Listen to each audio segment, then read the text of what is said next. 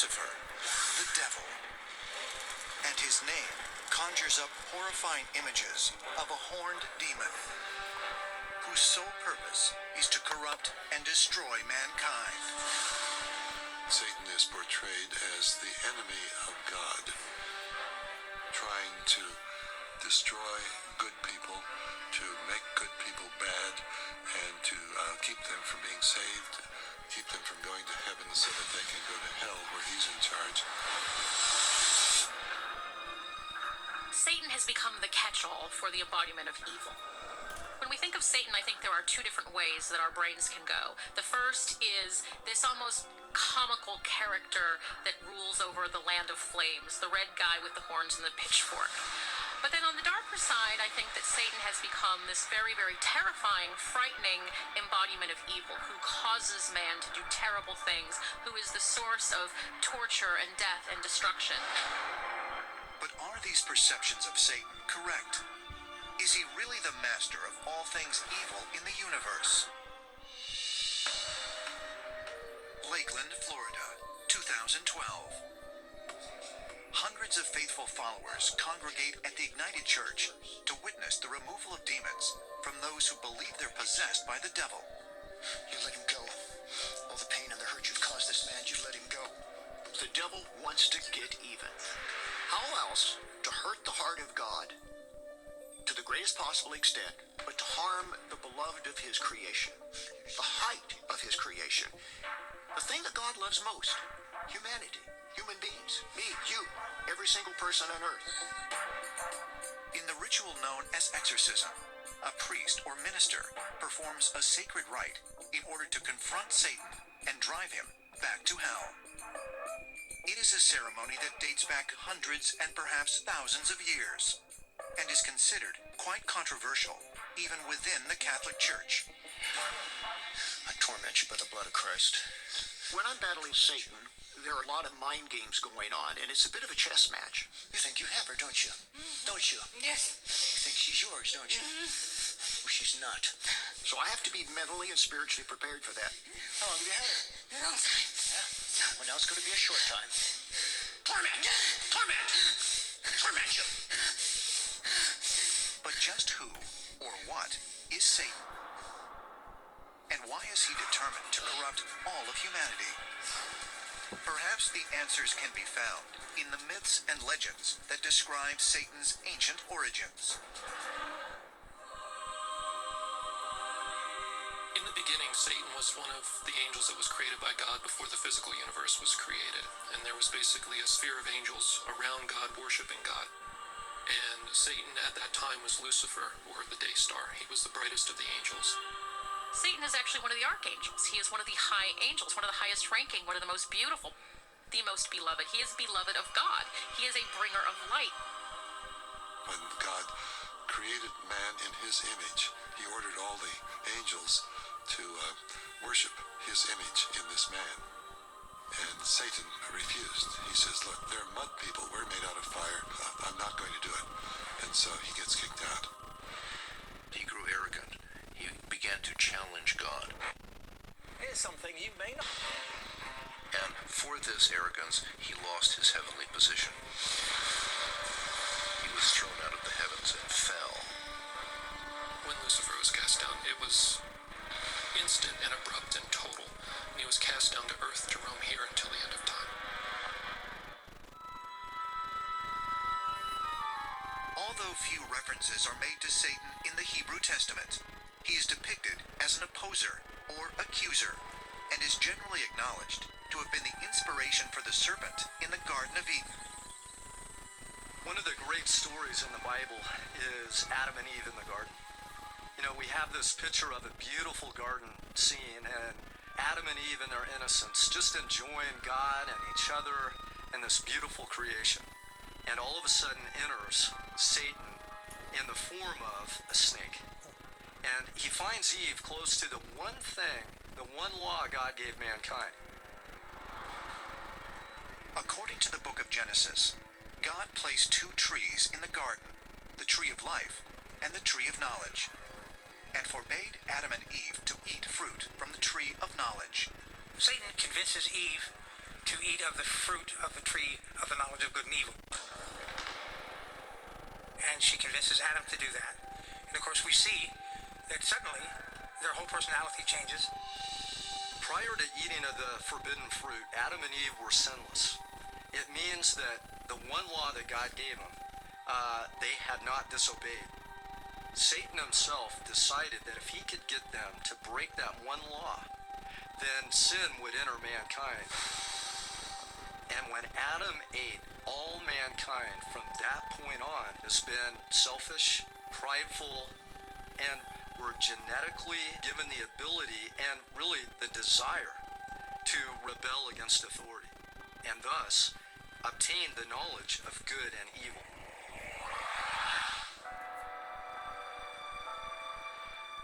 The Vatican, May 12th, 1003 AD. One of the most controversial popes of all time, Pope Sylvester II, lies on his deathbed. Over the course of his 4 years as pope, Sylvester had proven to be both learned and innovative, having promoted the study of arithmetic and astronomy. But there were those who believed that the mysterious pontiff's scientific skills were the result of his having been in league with demons. That he had studied the black arts, and that he had even built a robotic head from which he received secret knowledge. According to some accounts, with his last breaths, Pope Sylvester made a shocking confession that he was involved with a mythological demon called a succubus. Incubi and succubi are very commonly appearing in ancient mythologies straight through to the medieval times. This is not a one-off. It was a common feature of life back in those days. In ancient stories, the succubus is a demonic being that takes the form of a woman and seduces human men. This demon is also able to change genders and become an incubus, using the semen taken from men to impregnate mortal women. Incubi and succubi were said to come to people in the night in a kind of nightmarish experience of sleep paralysis. They wake up from a deep sleep and are fully conscious of their surroundings. However, they also are paralyzed.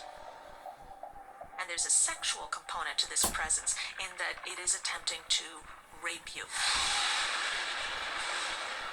Stories of the incubus and succubus, demons that appear at night to have sex with people in their bedrooms. There's often some fear involved, but you cannot resist or do anything about it. The classic form of the incubus theory is owed to St. Thomas Aquinas. In several of his works, he discusses this phrase, children of the devil. For a child of the devil to be born, the devil is somehow going to have to steal viable semen from a man and inject it into a woman. Clearly, there are entities out there which have an agenda with apparently mating with human beings for their own purpose.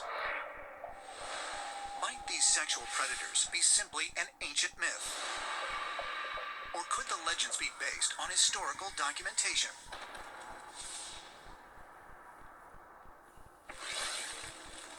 Between 1480 and 1750, an estimated 50,000 executions of so-called witches occurred as part of the Holy Inquisition. An unrelenting war waged by the Roman Catholic Church against anyone they saw as opposing God's law. Yes, it's important. No, Witches were people who were thought to be engaged in a conspiracy with Satan to bring about the destruction of Christianity, the destruction of the civilized world.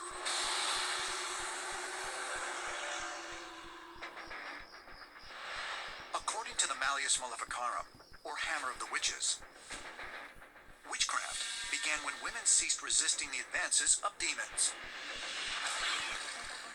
Women accused of having sex with demons were tortured into confessions that revealed lurid details of their sexual relations. If you had sex with a demon, you had given your soul to the demon, and therefore you would be forced, even against your will, to kill livestock, kill and eat babies, destroy pregnancies, make men impotent, and on down the line. Many of these reports from medieval times have similarities to a modern-day alien abduction. People report the same type of feeling of having some type of a sexual encounter. Demonic possession is perhaps the most frightening and visceral of all phenomena associated with Satan. According to Christian tradition, possession occurs when a demon enters the body, corrupting a person's physical and spiritual being. The belief in demonic possession is widespread. It seems to show up pretty much all over the planet. It was believed to be the presence of a satanic energy, truly dark, terrible evil that could take over a person, take over their body, take over their mind, and they would be acting with no free will. They would be a complete slave to the power of the dark side. Demons manifest on Earth to interact with people, to afflict us and tempt us in various ways. The oppression involves physically wounding us, attacking us, causing effects on our body and our mind. Possession is when we surrender our lower faculties to them and they take over our body and use it as their own. And in rare cases, they can appear visibly to multiple people as supposed human spirits. Israel, the Holy Land. For thousands of years, religious pilgrims of many faiths have come to this sacred city to express their devotion to God. But just outside the walls of Jerusalem lies the Valley of Hinnom, an ancient place of unholy worship, where evil deeds were performed long ago in honor of God's enemy, Satan. In the book of Jeremiah, God reports through his prophet that people outside Jerusalem in a place called the Valley of Hinnom are sacrificing their sons and also their daughters. And God explicitly says, I never asked you to do this satanic ritual. And expresses that he's angry that there's going to be a terrible punishment for this. Historically speaking, in the days of the Bible, not everybody was faithful to the Lord. Satanism influenced the Israelite community. And what they would do literally was they create a big pit of fire, and they actually would sacrifice their firstborn male through the fire. This was performed in the Valley of Hinnom, which is actually the Hebrew word today for hell. I can't imagine what would cause someone to want to sacrifice their own child to anything, for any reason. But this demonstrates, in antiquity, people believed that their crops wouldn't grow, that the rains wouldn't come, if they didn't offer sacrifices up to some satanic demons, spirits, whatever. And now you have introduced this new being that's responsible for the bad things, and his name comes to be Satan. What can explain the shocking events that took place in the Valley of Hinnom thousands of years ago? Was it simply the result of human wickedness? Or is it possible that, as the biblical accounts suggest, Satan and his demons were, and still are, real entities that have the power to influence people? Some people think of Satan as Beelzebub or Lucifer or the Prince of Darkness or the Evil One or Old Nick. And some of these names come from scripture. A lot of them come from folklore. And if you think of Satan as this ubiquitous figure who's constantly tormenting and tempting people, then it makes sense that the devil can be known by all of these different nicknames. Is there really a character of the Satan? Well, the definition of that is going to differ between the major world religions. But fear of an eternal damnation in the afterlife has always been sufficient to keep people religious and in line with the beliefs of their religious clerics, who warn them that failure to comply will lead to an eternity of suffering and damnation. or in other words, the stories from which this developed were to teach moral lessons. Throughout history, many religions have interpreted the world through the lens of having a figure of evil, Satan, who is responsible for evil in the world. According to Christian tradition, Satan was one of the most powerful and beautiful of the angels. He rebelled against God. A third of the angels sided with Satan, and there was a war in heaven. Satan lost and was cast down into hell. Satan is the embodiment of evil, a fallen angel who tempts you to not follow your best values. He is a god of sorts, and he can offer something like that to us. Great knowledge, control, mastery, the stuff of transcendence. Of course, it will cost us everything. After all, this is not a straight shooter. This is not somebody who's going to tell the truth. His job is to tempt you.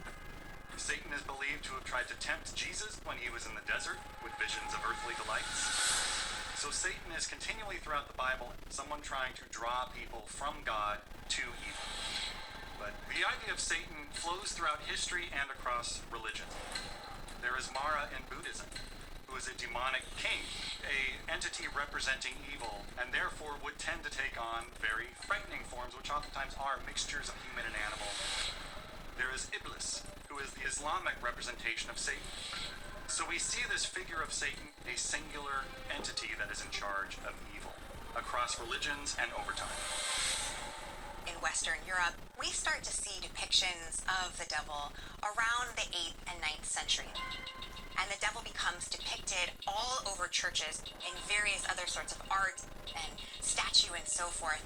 He's always portrayed as a monstrous beast, half human, half animal, sometimes winged, sometimes horned, sometimes red, sometimes black, occasionally surrounded by his subordinate demons, and often emerging from the flames of hell.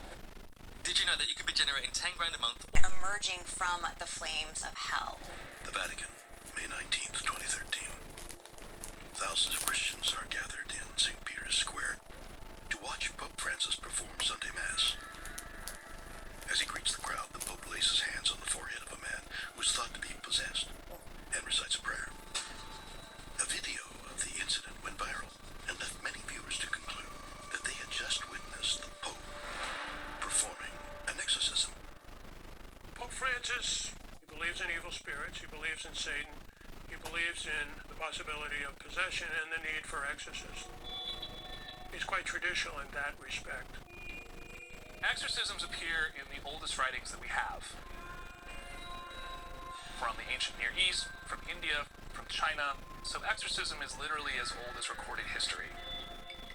There's many different forms of exorcism all over the world and in different religions, and most have various types of objects that are used to drive away unwanted spirits. Holy relics, crosses, holy water, and even exorcism itself are what the Catholic Church calls sacramentals.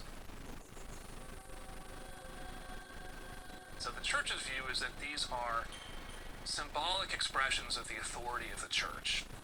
And so even though they are in a sense symbolic, at the same time they have real power. Illinois, 1893. An estimated 27 million people from all over the world flocked to the World's Columbian Exposition, otherwise known as the Chicago World's Fair. It is so named in honor of the 400th anniversary of Christopher Columbus's landing in the New World. Having risen from the ashes of the Great Chicago Fire, the city now shines brighter than ever, illuminating the fairgrounds with nearly 100,000 electric lamps. But lurking in the shadows is a sadistic killer. Herman Webster Mudgett, better known by his alias H.H. Holmes. H.H. Holmes was extremely clever. He was a pharmacist, actually. His home was set up for single women who came to the city to make their way, to get involved, to become part of this wonderful exposition that was going on. So H.H. Holmes had access to many, many single women, and he murdered them. Holmes had spent a great deal of time in preparation for his murders. It wasn't like it was on impulse. There was a lot of control here. I think that he enjoyed the power he had over people in general, and the World's Fair really played out well for him.